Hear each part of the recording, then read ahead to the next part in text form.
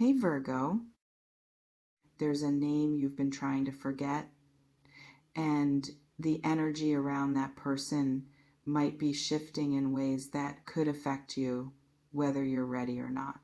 What I'm sensing right now is unfinished business, a heart wound that healed on the surface but never fully closed underneath. Someone who left an imprint on you that time hasn't completely erased, no matter how much you've tried to move forward. And the truth you might need to hear right now isn't about whether they're coming back or what they're feeling. It's about what this entire experience has been trying to teach you and what needs to happen next for you to truly be free. If you've been stuck in a cycle of healing and reopening, of moving on and sliding back, of telling yourself you're over it while still checking for signs of them, this message might be exactly what you need to finally break through. Let me walk you through what I'm picking up on, because the honest truth about heartbreak is rarely what we want to hear, but it's always what we need. There's a strong possibility that this person showed you something about yourself you weren't ready to see. Maybe they revealed a pattern you keep repeating. Maybe they exposed a wound you didn't know you were carrying. Maybe they triggered something in you that goes way deeper than just this one relationship. And what I'm sensing is that you might have been so focused on what they did to you, on how they hurt you, on why they couldn't love you the way you deserved, that you haven't fully examined what this experience was actually trying to show you about your own patterns, beliefs, and relationship with love itself. This isn't about blaming yourself for someone else's choices. They broke your heart. They made decisions that hurt you. They're responsible for their actions. And nothing I say is meant to minimize that or make their behavior your fault. But here's the honest truth. Heartbreak is also a teacher. And the lesson often has less to do with the person who left and more to do with why you stayed, what you tolerated, what you ignored, what you hoped would change, and what you were willing to sacrifice of yourself to keep someone who wasn't meant to stay. If you know there's a lesson in this pain you haven't fully learned yet, now let me talk about what might actually be next. Because I sense you're at a crossroads with this situation. One path is continuing to carry this person with you, continuing to replay the memories, continuing to wonder what if, continuing to measure every new person against them, continuing to let what happened with them dictate how you show up in every situation that follows, continuing to give them power over your present and future even though they're not in your life anymore. That path is familiar. It might even feel safe in a twisted way because the pain, feels less scary than the unknown of truly letting go. But it's also a prison. It keeps you stuck in a story that already ended. It makes you unavailable for anything new because you're still emotionally invested in something old. The other path is radical release. Not the kind where you pretend you don't care or force yourself to feel nothing, but the kind where you fully grieve what happened, extract every lesson it has to offer, and then consciously choose to put it down and walk away from it. Where you stop waiting for closure from them and create your own closure. Where you stop hoping they'll realize what they lost and start focusing on what you're going to build now that they're gone. That path is harder in the short term. It requires you to feel everything you've been avoiding, to admit painful truths, to take responsibility for your part in the dynamic, to face the fact that some questions will never be answered and some wounds will never be validated by the person who caused them. But it's also the only path that actually leads to freedom, to peace, to being genuinely available for healthy love when it shows up, to breaking the pattern instead of just repeating it with a different person. What I'm sensing is that you're being invited to choose the second path, that the universe or your higher self or whatever you want to call it is done watching you carry this weight. And what's next might depend entirely on which path you choose. Comment release if you're ready to finally put this down and walk away from it. Let me talk about what this person might actually be doing or feeling right now, because I know that's probably part of what you're wondering. There's a possibility they think about you sometimes, that they have moments of regret or curiosity about how you're doing, that they wonder if they made a mistake or if things could have been different. But here's the honest truth. It doesn't matter.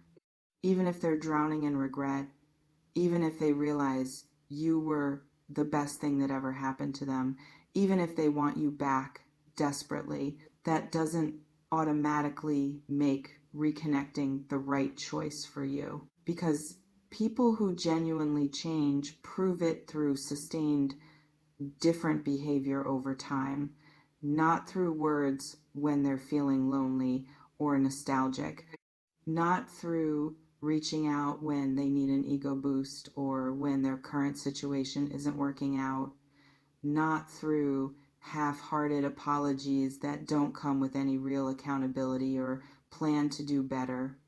What I'm picking up on is that you might be holding on to hope that they'll come back transformed, that they'll finally see your worth and show up the way you always needed them to, that the story will get a redemptive ending where all your pain was worth it because it led to real love eventually. And while that's possible, it's not probable.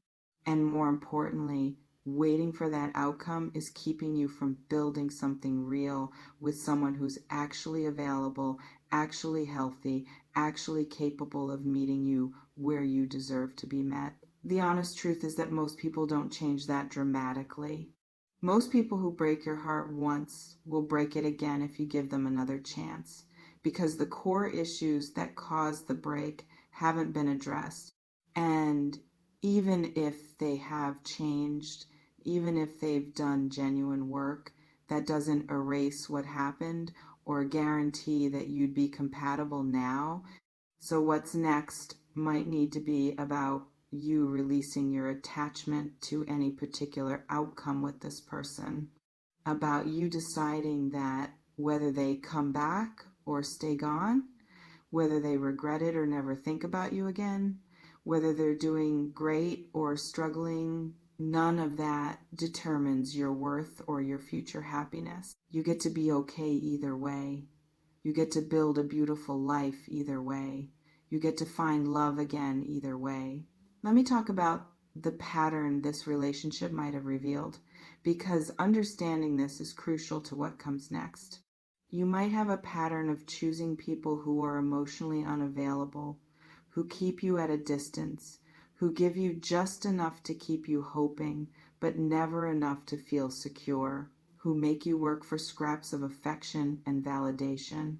Or you might have a pattern of abandoning yourself in relationships, of ignoring red flags, of making excuses for behavior you know isn't okay, of giving more than you receive and telling yourself that's what love requires. Maybe you have a pattern of staying too long, of believing potential instead of reality, of thinking you can love someone into being who you need them to be, of confusing intensity for intimacy and chaos for chemistry.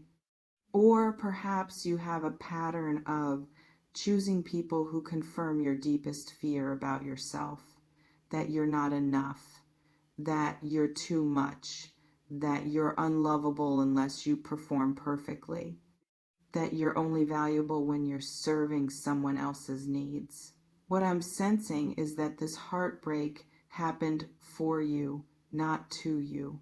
That it's revealing a pattern you need to see clearly so you can finally break it. And what's next might depend on whether you're willing to do that internal work or whether you're going to repeat the same pattern with a different person. Drop A if you recognize you've been in some version of this dynamic before. Now, let me talk about healing, because what's next requires you to actually heal this wound, not just cover it up or numb it or pretend it doesn't exist. Healing doesn't mean forgetting what happened. It doesn't mean pretending it didn't hurt. It doesn't mean immediately trusting everyone or jumping into new relationships like nothing happened. Healing means you can think about this person without your chest tightening. You can see their name without your stomach dropping. You can hear a song that reminds you of them without spiraling into sadness or anger.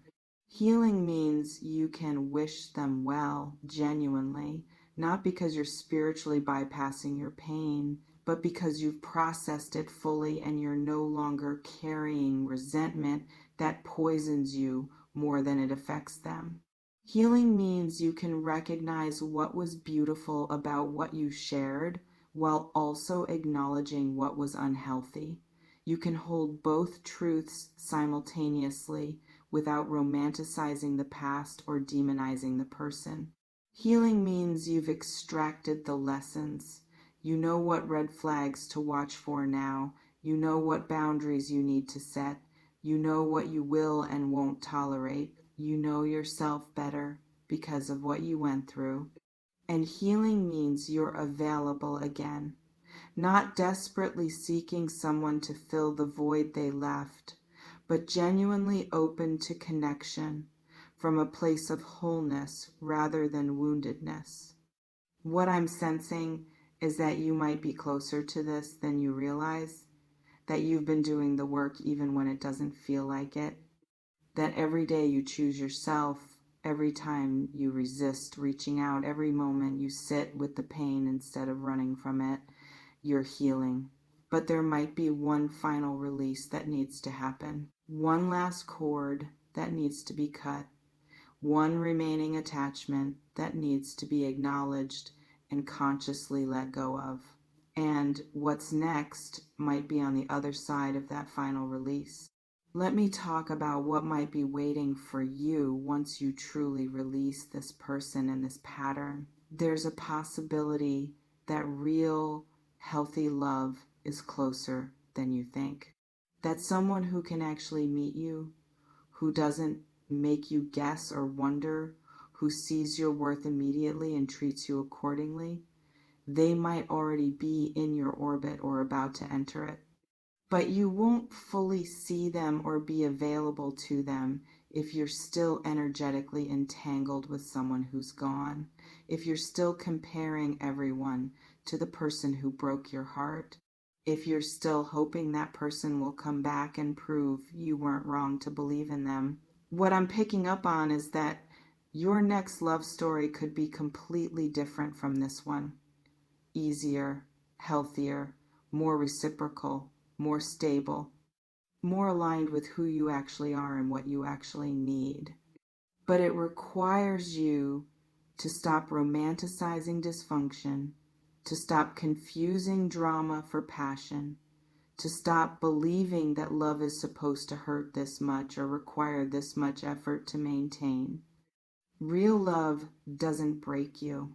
It doesn't make you question your worth. It doesn't leave you in constant uncertainty about where you stand. It doesn't require you to abandon yourself to keep it. Real love is steady, it's clear, it's reciprocal, it feels good more often than it feels bad. It adds to your life instead of consuming it, and you might be about to discover what that actually feels like. But only if you release your grip on what wasn't that, no matter how much you wanted it to be. Comment whole if you're ready to stop seeking completion in another person. Now, let me address the question you might actually be asking underneath all of this. Will they come back? And should you take them back if they do? Here's the honest truth. Maybe they will, maybe they won't. But that question is keeping you stuck because it keeps you focused on them instead of on you.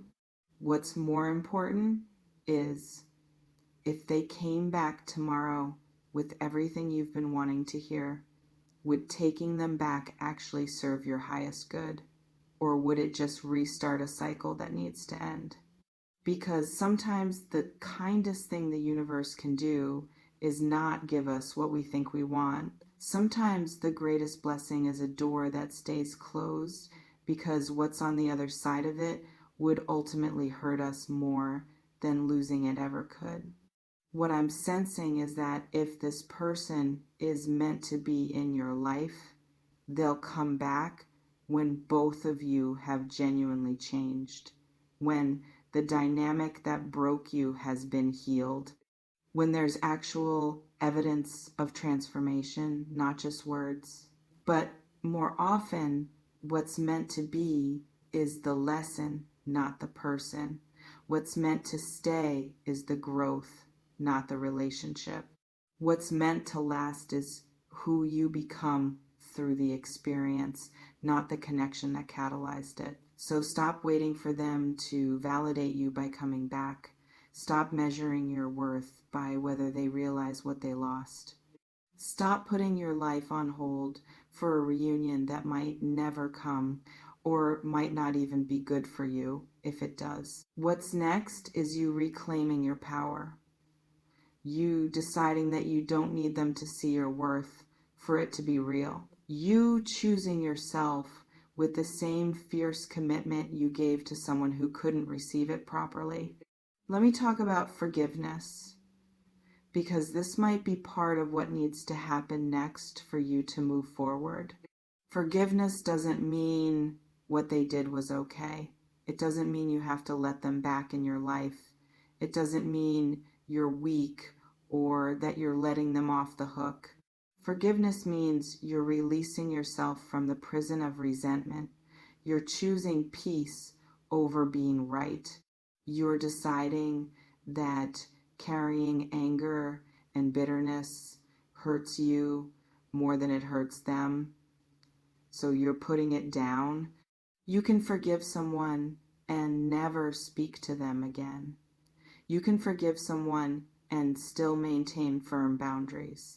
You can forgive someone while acknowledging that they're not safe for you and probably never will be.